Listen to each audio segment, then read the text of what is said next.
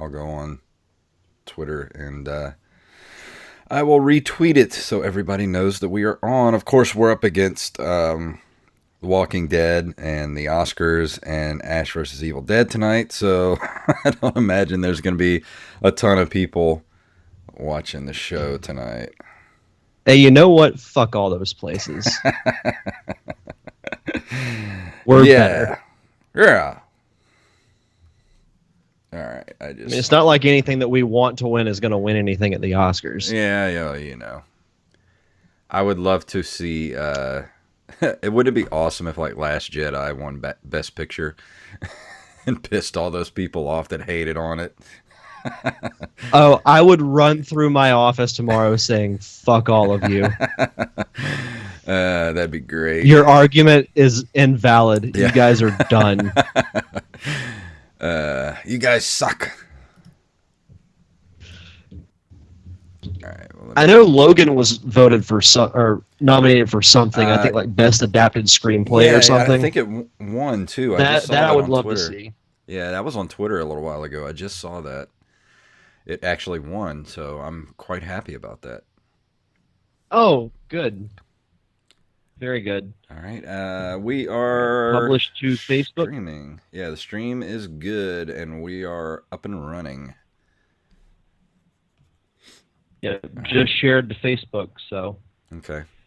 I'm ready to start when you are. Oh, you just got a little crunchy on Skype. Yeah, you're. Hell. You're very robot-y. Of course, my wife says connection is slow. And my wife is watching Hulu in the hang on too. Yeah, hang on just a second. Okay.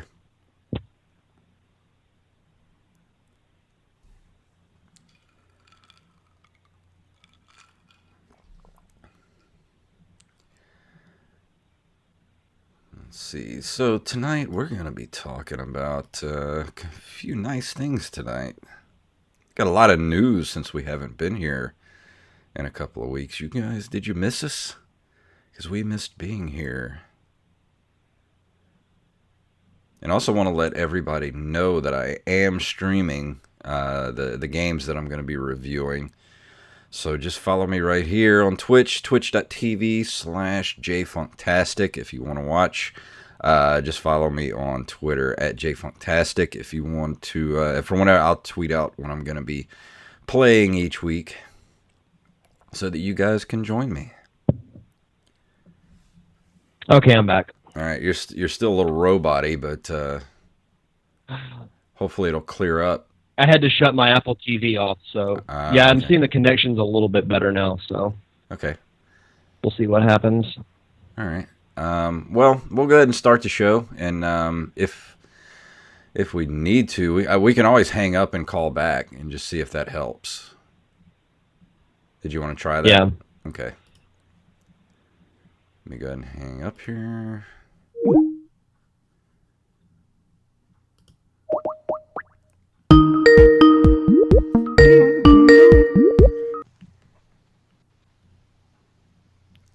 It's a little better. At least your video is. Yeah. Okay. Yeah, much better. Much better. Okay. All right. Well, let's go ahead and do this. All right. 3, 2, 1. This episode of the Nerd Cave Retro is brought to you by Audible.com. Get a free audiobook download and a 30-day free trial at audibletrial.com/nerdcave. Over 180,000 titles to choose from for your iPhone, Android, Kindle, or MP3 player. You're listening to the Nerd Cave Network.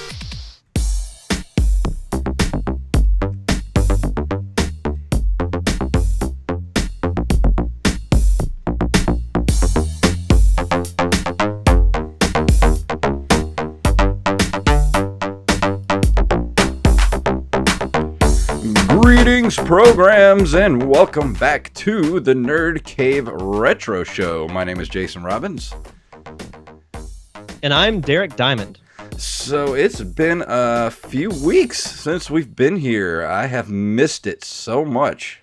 I've missed all you people, and I've missed you, Derek. Well, not really, because I actually got to see you in person, but yeah. I was going to say we hung out last weekend, so. Yeah. But yeah, it's nice to be back. I know we've taken a couple of weeks off. You were out of town at Disney. We were both at Pensacon last weekend, so it's good to be back. I've missed doing this. It was even a little odd trying to get back into the routine of things. I woke up this morning. I was doing a couple of things around the house, and I was like, oh crap, we've got to record tonight.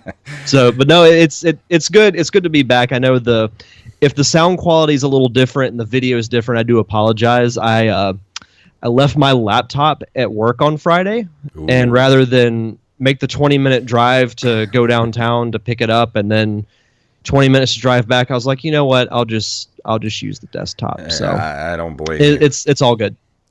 But yeah, we had an action-packed few weeks, man. Like you said, I went to Disney the first week that we were off, and then last weekend, both of us were at Pensacon in Pensacola, which was fantastic as usual. And we talked about it on the Pop Culture Palette that Pensacon has definitely outgrown its venue, and they seriously need to do something about that. Not Pensacon, but the city of Pensacola needs to address the problem because it was chaos when I was there. Yeah. It's been that way the last couple of years, but this year especially, with an estimated increase of several thousand in attendance. Yeah. It's one of those things that the city really needs to look into getting a multi-use convention center, not just for Pensacon, but to have concerts and other events come in town as well, because the base center is over 30 years old, and the condition of the place is not great. You get a couple of decent concerts a year in Pensacon, and that's really about it, other than the independent league hockey that we have. Yeah.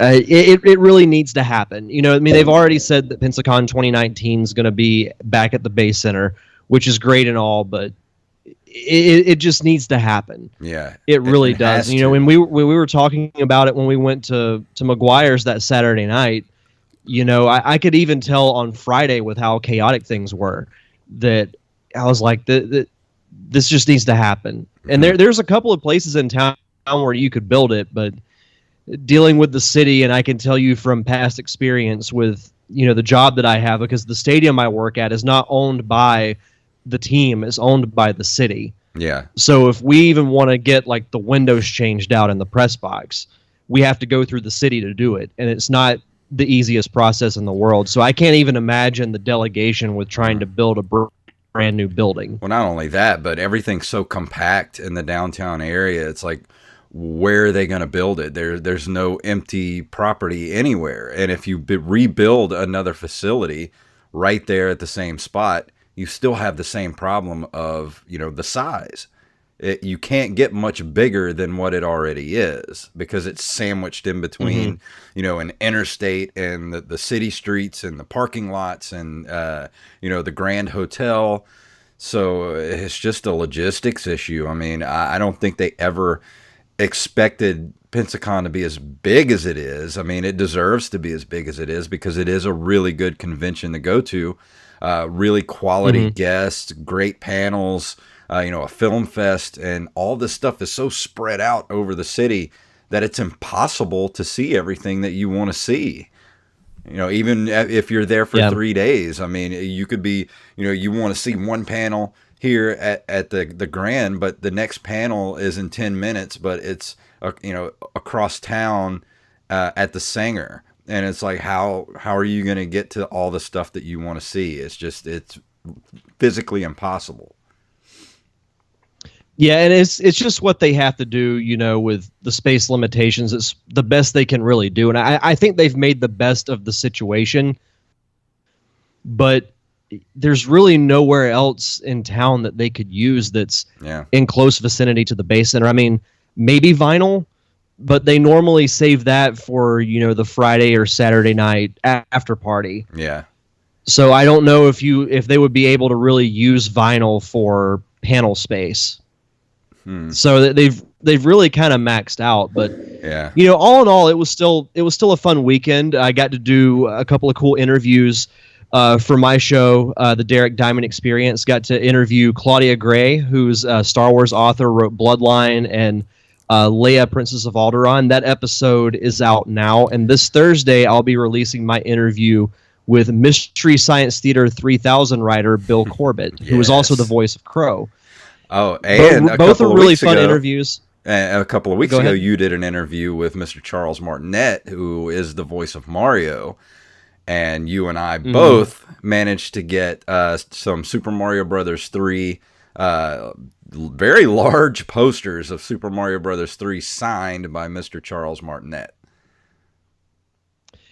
And I know you were kind of on the fence about it, but I was glad that you broke down and did it because, what chance are you going to get to have a Mario Brothers 3 poster signed by the voice of Mario himself? Because Derek got one first, and I was like, nah, I don't want to spend any more money. After Disney, and then, having to get a hotel for Pensacon, and Tina got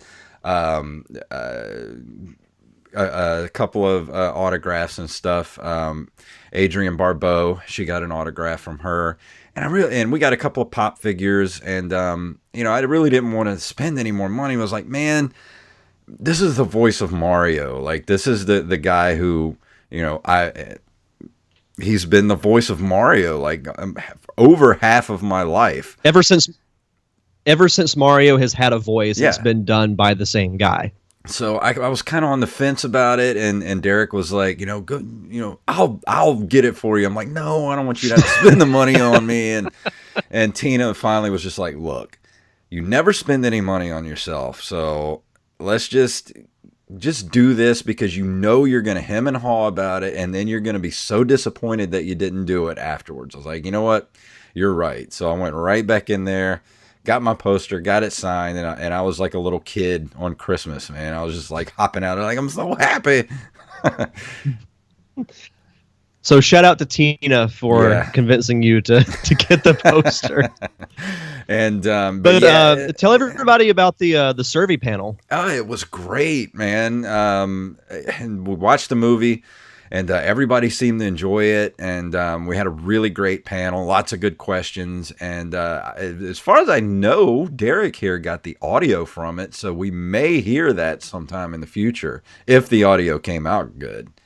Because I know that the other panel rooms were kind of loud while we were up there, but I was hoping that the mics didn't pick that up. Well, what I did was I plugged my Zoom recorder into the actual sound system that was, designated for you guys specifically, and I'll just sync that up with the video that I shot. So awesome. The audio quality will be good. Cool. There's a little trick I learned at work. So yeah. Anytime I record audio for a panel, I've got to plug right into the system. Otherwise, because the rooms, basically to give everybody a visual, is the grand ballroom is just one giant room that's separated into three for the panels. And they're separated by just very thin walls that are just put up, that weekend. So you can hear everything that's going on in the next room over. And but of course, the audio turned out good. Yeah, they were doing sci-fi speed dating in the room next door, so it was extremely loud. But we think just you at guys some random point you'd hear, woo! Yeah, we think you guys will enjoy it. So keep an eye out on our Twitter at Nerd Cave Retro, and we'll let you guys know when that gets released. Because I'm excited to see it, and because when you're up there, you're kind of not really thinking about much, but I'd like to actually watch it as a spectator, so I can't wait for that to come out. And we'll talk about this off air, but we might have a survey themed episode of the Derek Diamond Experience in the works. That'd be awesome. Sometime soon. Yes. But enough about that. Let's go ahead, and we got a lot of news to cover, so let's go ahead and move into the news for this week.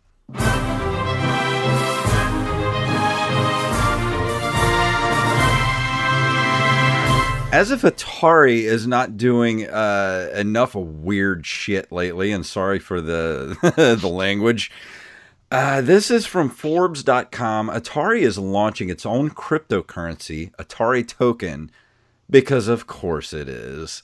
Atari remains one of the most perplexing brands in gaming, a shell of its former self, shuffled around between buyers for years, yet still trying to stay relevant by any means necessary. Latest plan, hop on the cryptocurrency bandwagon.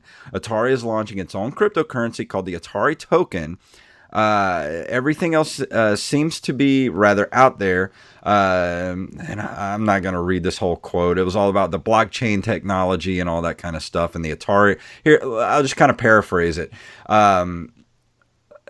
Given our technological strengths with the development studios and the global reputation of the Atari brand, which I don't know if it's all that has that good of a reputation, but we have the opportunity to position ourselves attractively in this sector. Sure you do. Our objective is to take strategic positions with a limited cash risk in order to optimize the assets and the Atari brand. Using that word brand because everybody knows who Atari is. Look, go to any kid under the age of 20 and ask them what Atari is, and they will look at you with a blank look. Atari is not the name that it used to be. I'm sorry, but cryptocurrency is a huge scam. I'm sorry, but it is. You know, please look. I'm somewhat of a financially smart person. I was actually going to get my securities license a while back, but everything started to kind of take off, and I didn't get to do that. So I do know about financial stuff. If you're gonna go in for investing and stuff, don't go for the quick buck. Go for the slow and steady. Invest slowly. Don't put all your eggs in one basket. If you want to know if anybody out there is thinking about getting into cryptocurrency, don't. DM me and I will tell you how to invest smartly. And actually, speaking of that, for tonight's Audible read, I'm going to suggest a book called The Richest Man in Babylon, which is a book that before I read this book, it made me really think differently about money. It woke me up to what money could be for me. So it's a very good book to read. If you don't know anything about finances, just read that book, and it kind of opens you up to the world of investing. So that's all I got to say. Don't Atari, what are you doing? This is stupid. I don't know what you think about this. My only two things that I have, because I think you put it very eloquently, this is the greatest title to an article I've ever read, because of course it is. It's like, oh yeah, we'll hop on the cryptocurrency bandwagon. I mean, we might as well. I will sum up my thoughts with just a simple one-worded question. Why? Yeah, why? Why would you do this? I see no logical reason why they should do this. I mean, I feel like they think that their brand is still relevant today when it hasn't really been since the 80s. No. I don't get it. It makes no logical sense to me. They can't even get their newest console out. Yeah, like they can't even get it out, and they're wanting to jump into cryptocurrency. Like, what is going on? Yeah, I just don't understand it at all. It's really dumb. But moving on to our next story. Our next story comes from avclub.com. Chrono Trigger just showed up on Steam, but it's a mess. First, some good news. Square Enix just put out a surprise Steam release of Chrono Trigger, a stone-cold Super NES classic and one of the most revered games of all time. And now some bad news, it looks like trash. Like a lot of Square's classic games, Chrono Trigger has found its way to plenty of platforms over the years. This is the first time it's appeared on PC, but the Steam release seems to be a repurposed dump of the version Square brought to smartphones, blown up to fit a computer monitor and given some prerequisite support for game controllers. The horrid-looking menus Visible even in the game's trailer are the biggest giveaways. The simple NES-generated fonts and text boxes of the original are replaced with a background and font that looks straight out of Microsoft Word and badly clash with the game's 23-year-old graphics. I'll be honest, I haven't even See, I looked at haven't. the video of this, but I mean, if it's just a port of the mobile version, like why not just use the original ROM and upgrade it for PC? Exactly. This Why makes no you would sense. port the mobile version, I have absolutely no idea. Absolutely no idea. And this is, I was looking up, I was reading a list on IGN of the most popular SNES games of all time. This game was number 2 Wow. out of 100. The only game that beat it was Link to the Past. It beat out F-Zero, Mario World, so many other iconic games. And I've never played this game before, but I do want to at some point so I can do a review of it, because it's a game that for some reason I just never played as a kid. But I just don't understand why you would do. Go ahead. I was going to say, I actually just got a version of this on an emulator that I got. So I actually started playing it a little bit the other night. I didn't get too far into it, maybe like 20 minutes or so. But if you get a copy of it and start playing, I'd like to actually get into it too, and we could do a dual review of this game, because this is, I never played it before. But it's definitely up there on like the top list of greatest Super Nintendo games of all time. Yeah, if you beat out Mario World, that's saying a lot. So my biggest thing is, why would you take the mobile version and port it over to Steam? Why not just take the SNES ROM? Laziness? I don't know. Tweak the graphics a bit. Yeah. I don't know. People are stupid. But our next story is a little bit cooler from NintendoLife.com. Hyperkin's new Superboy has superior colored buttons and a 4:3 screen option. The best portable SNES just got better. And I don't know if you took a look at this thing, but it looks awesome. The Hyperkin Superboy has already been revised once, resulting in 2016's Superboy S, but the company isn't done with the machine yet. The Superboy SFC is the latest variant and brings with it some notable upgrades. The most welcome is the ability to toggle between a 16:9 and 4:3 aspect ratio. The picture stretched to fit the widescreen display, making games look a bit odd.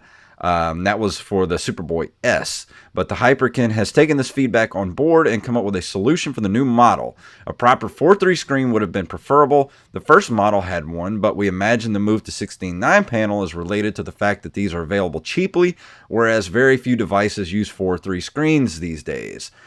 Second biggest change relates to the buttons. They're now multicolored to match the scheme supported by the Super Famicom and European SNES. Elsewhere, there's a 3.5mm headphone jack, adjustable brightness, 2 SNES controller ports on the front, which looks really cool, an AV output, and Hyperkin's patent pin-perfect cartridge slot technology. And this is I'm not going to lie, this thing looks pretty bad. It's going to launch on March 9th, so I don't know about you, but I would love to get my hands on one of these. Yeah, it looks badass. I would love to get my hands on one of these things. Oh yeah, I wonder how much. You're basically. Let's see. It doesn't say. You could pre-order. Let's see if this link says anything. As my computer takes forever to load. Yeah, this just takes me to another 100 pounds. 100 pounds. So roughly what, like $130 American? Give me a second and I'll tell you. The machine can be ordered direct. It will be $138. Well, it says here the machine can be ordered direct from the Stone Age Gamer Store and retails for $74.99. I might have to pick this up. Hell yeah, because it does have a cartridge slot on the back, and it's beefy too. Like you look at the picture of this actually in someone's hand, like it's the size. It's about the size of a Switch, so, and a little bit thicker. So I Might have to pick one of these up. This looks awesome. For sure. Oh, what is that? Stop auto-playing whatever you are. Stupid autoplay. Yeah, I hate when that happens. Get it through your thick head. Our last... that nobody wants auto-playing videos on your webpage, so just stop. Our last news story comes from nytimes.com. Ralph Breaks the Internet, Wreck-It Ralph 2 gets a trailer. Yes. Move over, Kim Kardashian. Wreck-It Ralph is heading online. Disney has just released the first teaser trailer for the sequel to the Oscar-nominated 2012 cartoon. John C. Reilly returns as the voice of Ralph, a former video game villain trying to go good, with Sarah Silverman reprising her sidekick, Penelope Von... I can't pronounce her last name. Schweetz. This time, the former arcade characters... Schweetz, yes. This time, the former arcade characters are invading the internet a la Tron, another Disney property. They learn about new terms like Wi-Fi, which Ralph mispronounces wifey, and sites like eBay, where a black velvet painting of a sad kitten is being auctioned off. There's no sight nor sound yet of Yes, a new character who heads up the cutting-edge website BuzzTube, but perhaps we'll see and hear from her when Disney releases a longer trailer closer to the sequel's release. I don't know about you, but I was a huge fan of Wreck-It Ralph. I didn't get to see it in theaters, unfortunately, but I watched it on Blu-ray. I love the concept of it. I thought, the character of Ralph was great. It was cool having the cameos from Q*bert, from Sonic, other classic characters. It proves that you can do a movie based off of, even if it's not a original video game, you can still, it can be done right. Yeah. And I'm really, really excited. The movie comes out this Thanksgiving, so I'm really excited for it. I thought the trailer was great, and the part with the little girl playing the game where she feeds the bunny rabbit and the kitten. that actually made me laugh out loud when I was watching that. So I loved the first Wreck-It Ralph, and I'll be honest, I went opening weekend, and it was like me and Tina and like maybe 4 other people in the theater watching it on opening weekend. So I really don't remember it. I don't remember it doing well enough to get a sequel, but I guess it did. It might have been one of those, movies that do well on video. Yeah, probably, because I loved it. I'm glad there's a part 2 coming out. I'm really excited for it. Me too. I'll go opening weekend for sure. But let's go ahead and move into this month in video game history. Why is my pipe not playing? There it is. On March 5th of 1981, Timex releases the Sinclair Research ZX81 in the UK, which is significantly less expensive than other computers on the market. I had no idea Timex made a computer. I thought they were just watches. Same here. I'm looking at the ZX81, and it looks just like a keyboard. Yeah, I think that's all it is. Does it? I've never heard of this thing. I don't know. This is weird. I'll have to research it some more. Let's see. It looks like it's got a slot for one of my favorite pieces of ancient technology, the floppy disk. Oh, yeah. The big floppy disk, too, not the little 3.5 inch. Yeah. Interesting. wait. I've never heard of that before. But no, that's actually, that would be a good trivia question. What watch company has also made a video game console? Wow. Or a computer? That is a good trivia question. Have to remember that one. In March of 1985, Tecon releases Gridiron Fight, an American football sports game featuring the use of dual trackball controls. I remember this video game, but I don't think I ever played it. I was never a big sports game fan.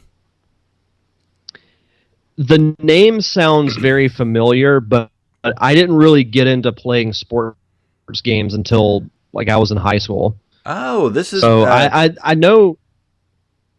Go ahead. Oh, Tecon Limited is the former name of Tecmo. So apparently they turned into Tecmo. So I wonder if American Football Arcade actually kind of maybe turned into Tecmo Bowl at some point. Could be. I did not know that. Yeah, I didn't either. On March 8th of 1990, the Nintendo World Championships began. Oh, if I could have been at the Nintendo Championships, that would have been awesome. Oh my God, that would have been like a once in a lifetime experience. It says the first competition launched in 1990, touring 29 cities across the United States. It was based upon its namesake custom game cartridge for the NES, considered to be the most valuable NES cartridge ever released and one of the rarest. On June 14th, 2015, the second Nintendo World Championships event took place for its 25th anniversary as part of Nintendo's E3 2015 coverage. Third edition of the Nintendo World Championships was held on October 7th, 2017, with qualifiers taking place from August 19th, 2017 through September 10th. I don't remember them having two other. I mean, I remember them having another World Championship not too long ago, but I didn't know there was two of them. I remember the one back in 2015, but I forgot they did one last year. Which is weird because 2017 is more recent. But I think if not this year, if next year they do a Nintendo World Championships, we should participate. Oh, yeah. Just out of curiosity, too, I'm going to look up the Nintendo World Championship on eBay, see if anybody has one for sale. Let's see. No, nobody has one for sale. Are you talking about the cartridges? Yeah, because last time I checked, I thought they were going for like around. I think the last time I had checked it, I could be mistaken, but I think it was around $30,000 for the one of the original cartridges. Wow. Like it was ridiculous what they were asking for it. That's insane. Even I the just want a repro, t-shirt. even a repro cartridge is $109. Good Lord. Wow. I'd love to get my That hands is on an absolutely original insane. though. That would, because remember they had the two different cartridges. They had the gray ones and then they had the gold ones. I think it was the gold one that went for 30, if I'm not mistaken, because only the gold ones were given away in Nintendo Power. Am I correct in saying that? I believe so, yes. Because there were only like 30 of them made. And that's why they're so expensive. Well, I'm reading some info here about the 2015 World Championship. It said the final contest consisted of custom levels within the then unreleased Super Mario Maker. Oh. In the final level, the two finalists raced simultaneously to the end, where John Numbers won the championship title. Games Radar said that Numbers demonstrated impulsive mastery of the Super Mario Maker levels, which were hellish, sadistic, evil, and truly weird. Nice. I've watched some videos of some levels that were made on Mario Maker, and it is ridiculous. Yeah. Like it just I didn't even play it, and it gave me anxiety. That's how crazy it looked. Oh, here we go. Let's see. The Nintendo World Championships competition was based on a custom NES cartridge by the same name. 90 copies of this cartridge exist as the official gray cartridge, given to finalists after the championships concluded. Another 26 copies exist in gold, like the Legend of Zelda cartridge, and were given as prizes in a separate contest held by Nintendo Power magazine. The Nintendo World Championships game cartridge is considered the most valuable NES cartridge ever, with collectors and charities having paid more than $15,000 per copy. Wow. That's more than my car. Yeah, same here.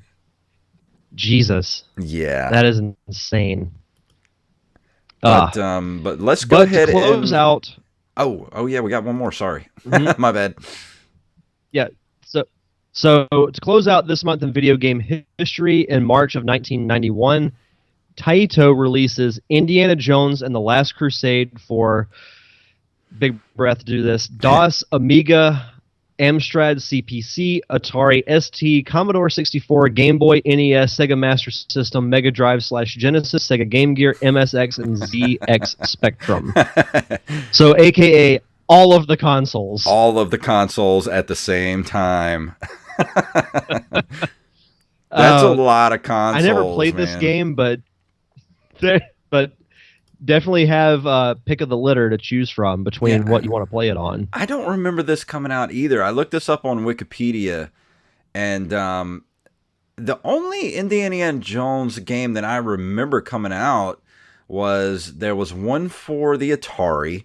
I don't remember there being one on the NES, but apparently all 3 movies were made into to NES games. And then they had the Indiana Jones Classic Adventures, I think it was called, for the Super Nintendo, which was a lot like the Star Wars games by Lucasfilm. But I don't remember these at all for the Nintendo. No, the only Indiana Jones game I remember is the Lego game. Yeah. And I only briefly played it. I had no idea they made any of the movies into games. Yeah, I didn't either. But I do remember that they had put one out for the Atari, and it was ridiculously hard because you didn't know what to do. And it was kind of like, E.T., where like a lot of vague descriptions of things you had to do in the game. So I really didn't get into Atari stuff all that much. I like the simple Atari games like Space Invaders and Millipede, things like that. Yeah. But let's go ahead and move into our mid-roll here. We'll let Derek tell you about how to go about helping the show by giving us money through Audible. So for you, the listeners of the Nerd Cave Retro podcast, Audible is offering a free audiobook download with a free 30-day trial to give you the opportunity to check out their service. I mentioned at the top of the show that I got to chat with Claudia Gray, who is a famous Star Wars author at Pensacon this past weekend. So my recommendation for this week is Star Wars Bloodline, written by Claudia Gray. It's the thing that's cool about that story is that it deals with the almost immediate aftermath of the Republic trying to reform after the fall of the Empire in Return of the Jedi, and Leia being a huge part of that. You really get to go inside Leia's head to see how she's dealing with the struggle of trying to bring the political scene back to form after basically the reign of a terrorist organization. And there are some pretty big points that happen that I won't spoil for those who haven't read the book, but there's a very big wow moment, that happens towards the end of the book, and the dominoes just fall from there. It's a bit of a long read, but once that moment happens, it gets really, really good. Yeah, I'll agree with that. Like the first half of the book is very much a slow burn, but then once this huge moment you speak of, once that happens, the book really takes off. And I do yourself a favor, if you haven't listened to this book, go get it on Audible and use our code.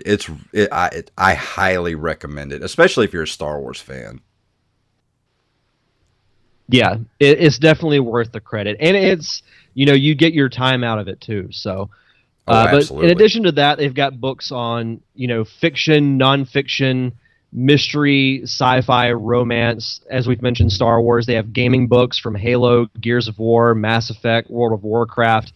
Any genre you can think of, Audible has. And if you're always on the go like I am, Audible is a great service to have to be able to continue to read without having to sit down and read a physical book.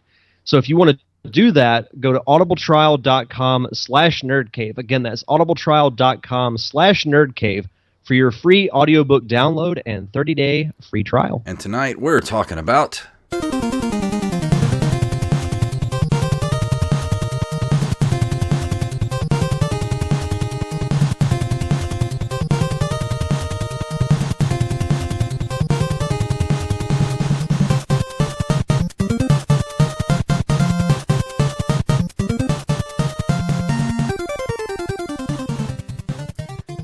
Contra, distributed as Grisor, or Grisor, I'm not quite sure how to pronounce that, in Europe and Oceania, is a 1987 run-and-gun action game developed and published by Konami, originally released as a coin-operated arcade game on February 20th, 1987. A home version, which is what we'll be talking about tonight, was released for the Nintendo Entertainment System in 1988, along with ports for various computer formats, including the MSX2. The home versions were localized in the PAL region as Grisor on the various computer formats and as Probotector on the NES, released later. Several Contra sequels were produced following the original game. I actually streamed myself playing this last night, or the night before, or Friday night, and I did use the Konami code. I had played it a couple times before streaming it, but I never finished the game, and I actually got to the final boss while I was streaming the other night, and I died, and I didn't have any more continues, so I tried again last night, but I wasn't streaming it, and I actually finished the game. Of course, I wasn't streaming it at the time, so I'm going to have to go back and stream it one night this week so that I can prove to everyone that I can beat Contra, even though I have to use the Konami code to do so. But this is probably, we did Super C about a year ago, I guess, probably last summer sometime I did Super C, and the reason I did part 2 first is because I didn't have the first game, because it's hard to find game actually lately. I haven't really been able to find it anywhere, so I actually got an emulator and played the original Contra, and it still holds up to this day, man. It is NES perfection, and I don't know what you would think about that, but that's my stance. Yeah, that's the general, because I've never played this game before, but I was reading a couple of reviews about it in preparation for tonight, and a lot of people say that, this game still holds up. Let's see, it's now, 30 years since it's been released. Yeah. It's one of those games that, it's up there when you say, name me 5 games for the original Nintendo. 9 times out of 10, Contra is going to be on that list. Yeah. Well, it was one of the first games that you could actually play 2-player and have that sort of really awesome co-op experience with another person. Because it is it's a side scroller, but also it did something really different for the time. There was sort of a pseudo kind of first person view when you would go down the hallways. At the end of each level, you go through the side scrolling 2D platforming parts, and then you kind of go into these the bad guy hideouts or whatever, and then it turns into a first person view, which is sort of almost like a shooting gallery sort of aesthetic to it, where there's a lot of ducking and jumping, because you got a lot of bullets and stuff flying at you. You got to shoot guns off the walls, and there's dudes running past, and then you've got to destroy the walls to get through. And then once you get through all that, then you get to the final big boss at the end of each level. And there's 7 levels to the game. Let me tell you a little bit about the story of the game. The plot is, in 2633, the evil Red Falcon organization have set a base in the Galuga Archipelago near New Zealand.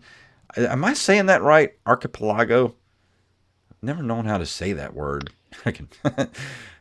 I mean, that would be my guess. In New Zealand, in a plot to conquer the world. 2 commandos, Bill Reiser, and what is that PFC? Is that private? Or I'm not sure what that is. PFC. PFC, Bill Reiser, and PFC, Lance Bean of the Contra unit, an elite group of soldiers specializing in guerrilla warfare, are sent to the island to destroy the enemy forces and uncover the true nature of the alien entity controlling them. And going through this game, especially towards the very last level, once you get to the actual alien hideout, how this game did not get sued by like the people who did Aliens, like was H.R. Giger and of course Ridley Scott. Like, how in the hell they didn't get sued by all those people? Because this game just, like, the last level and a half just turns into Aliens. Literally, like it's the best video game version of Aliens you will ever play, because there's like, there's the Queen Mother alien, there are face huggers, there are giant what are they called, xenomorphs that you have to fight that shoot these like shrimp looking aliens at you.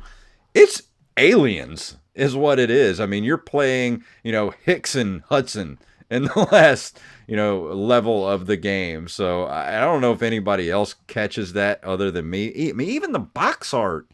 Look at the box art. It's Arnold Schwarzenegger from Predator that they ripped off for the cover. Yeah. And then there's straight up an alien in the background. Like, how did they get away with that?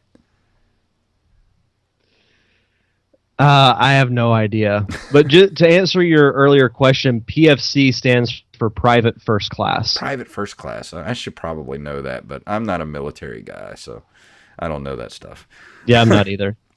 But it was released in 1988 for the NES, and I do remember many times renting this game and taking it over to friends' houses and having friends that actually had this game as well, because, I mean, who didn't have this game for the NES, or at least knew somebody that had this game back in the day? And there were many, many sleepovers had in the 80s as a kid playing, Contra with your friends. And we didn't know the Konami code at the time, so we were just playing, with 3 lives and getting as far as we could. And I heard this before, but somebody said something about Contra. It's like, it goes from the hardest game you've ever played, and once you put the Konami code in, it goes to the easiest game you've ever played. Because, I didn't realize exactly when you have that many lives and you kind of know, it's been a long time since I played this game, but I can get through it pretty well. And I got through the whole game in like 24 minutes last night. And I looked up some speed runs, and there's, I think the fastest speed run is like a little over 9 minutes. So wow. It's not a long game at all. That was going to be my major question. Is you mentioned 7 levels. So I was just wondering, like, how long those levels were and how long just the game in general was. Yeah, if you just go straight through, you put in the Konami code and you just go straight through the game, it'll take you roughly about 30 minutes to finish the game. Because it's really, I mean, it's, when you don't have the Konami code, it is a brutal game. But when you have some some lives to kind of play around with and just kind of just run through some areas, you can get through it pretty quickly. But like I said, it's just it's a side-scrolling shooter. It's got the first-person areas in the game. You have some bosses are actually, I think some of the earlier bosses in the game are much harder than the later bosses in the game. And it kind of, like, the levels of the game are easier in the beginning, but the bosses are harder. But then the further you get into the game, the levels are actually a little bit easier, or harder, but the bosses are easier. It kind of flip-flops like that. It actually says something here. I just noticed this. The cover illustration of Ocean's Grisor Ports by Bob Wakelin, and that's the guy who just passed away a few weeks ago, was inspired by different poses of actor Arnold Schwarzenegger from the film Predator. The illustration was later used for the packaging of the NES version as well as the MSX2 version. So yeah, he did rip off Arnold in those pictures. Is there any point during the game where you have to get to the chopper? Actually, yes. The very end of the game, you Yes. you kill the main alien queen or whatever it is, and then you see a shot of the island and a chopper takes off, and I thought that same thing. I was like, get to the chopper. It's awesome. That's the best line from that whole movie. When I stream the game this week and I actually finish, I'm gonna scream "Get to the chopper" at the end of the game just to celebrate my victory. That's awesome. But it is like, we both said it, that this is one of the definitive Nintendo titles. Like, this game is NES perfection. I mean, it has its flaws like any other Nintendo game, but for the money, if you find a version of Contra, and hell, even Super C Part 2, it's just as fun as this one. You can't go wrong with the Contra games. I really would like to do Contra 3 for the Super Nintendo. I'll round out my, trifecta here soon. I'll do the Super Nintendo Contra 3, which I have played a little bit of it, and there's no code for that game, and it is brutal. So I might have to do some streaming and see if I can get some help from some listeners to get me through some of these levels. But it's fun, man. If you're out there and you're listening to this show and you've never played Contra, it is so fun. It's infinitely replayable. So that was the general consensus from the reviews that I read. So out of a 10, this is getting a 9.5. Wow. So it's That's right really up high there. praise. Yeah, That's awesome. as one of my favorite Nintendo games of all time. Like, it ranks up there with like all the Super Mario Brothers, Star Tropics, Ninja Gaiden. Like, the Contra is NES royalty in my book. That's fantastic. I have to play this game one day. I wish we could play it together. I'd love to play it all the way through with another person. That would be fun. That would be fun. But that's going to do it for me this week, unless you got any questions about it. No, I think you answered pretty much anything that I was going to ask about it. But you were talking about this game being NES perfection. Next week, I'll be reviewing a game that some consider to be N64 perfection. So I went to the Nerd Cave Facebook page. As I do every so often, I put a poll out saying, what game should I review next week? And in a landslide, GoldenEye won the poll. Wow. So I will be reviewing GoldenEye for the N64. I have not played GoldenEye in a long time. I hope but it's one of up. the greatest N64 games of all time. I hope it holds up, because I can't tell you how many parties we had of just playing GoldenEye for hours and hours and hours. Man, that game is so good. Mm-hmm. I hope it holds up and it doesn't suck. Because if you come back and say it sucks, I'm going to be heartbroken. Well, hopefully I won't have to be that guy, but I'm borrowing it from a friend this week, so I'll be playing through it throughout the week, and we'll see what happens. Well, awesome. Let's see. I do want to give a shout out to a friend of mine, Mr. Jared Seymour. Actually, earlier today, I helped him do his first ever podcast. He asked me to be on his first episode, along with Anthony Patalo from the Pop Nutshell podcast. It's called Brownwater Banter. It's not up yet, but I think you can actually go to Twitter and follow, let me see if he's got the Twitter page. I think it's at BrownwaterB. Let me make sure. At BrownwaterB. Yep, it's actually up. It's at BrownwaterB on Twitter. And I think the show is going to be coming out probably in the next couple of weeks. So that'll be fun to go take a listen to that. As far as Pop Culture Palette, we just released another episode this last weekend. We talked about Mr. Kevin Smith having a heart attack last week, which kind of shook me to my core.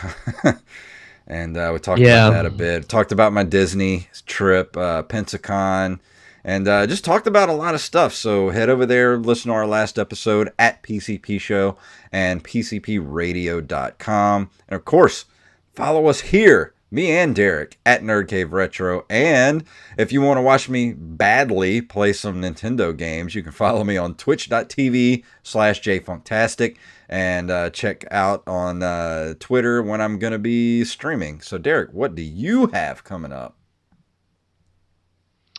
Well, as I mentioned earlier, I released my interview with Claudia Gray this past Thursday on the Derek Diamond Experience. This week, I'll be releasing my Bill Corbett interview.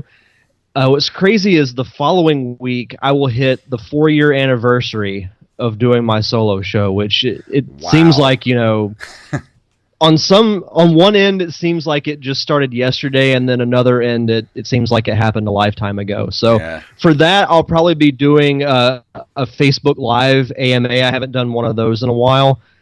And I'll drop this little tease, and Jason knows about it. But in August, I will be celebrating 200 episodes. And if you're a fan of the Comedy Central roasts, you'll enjoy episode 200. And that's all I'm going to say about that. That's going to be so good. But no, I'm already getting nervous about it.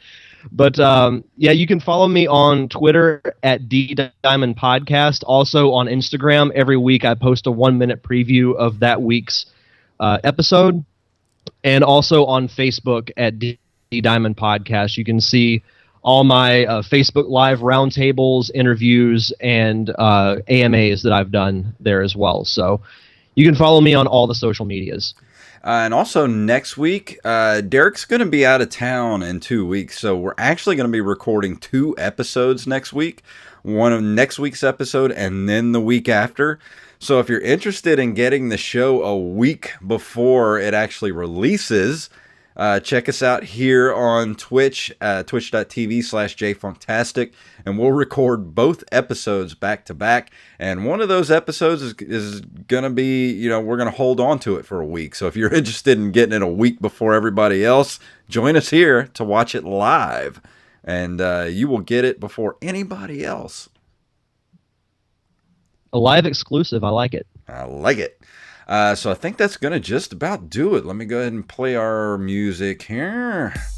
If you would like to email us, you can email us at nerdcaveretro@gmail.com. We're at nerdcaveretro.com. We're on Instagram and Twitter at nerdcaveretro, at jfunktastic, and at Derek_Diamond. And you can get a hold of us on Facebook at facebook.com/nerdcaveretro. So Derek, tell them what it's all about. May the way of the hero lead to the Triforce.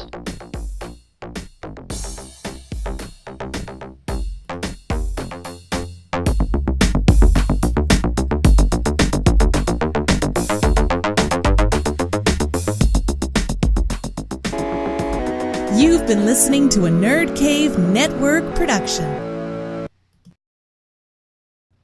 Well, that was fun. Another one in the books. books. Go ahead and for the Twitch audience, thank you, and everybody that's going to watch on YouTube, thank you, and we will see you next week. Goodbye.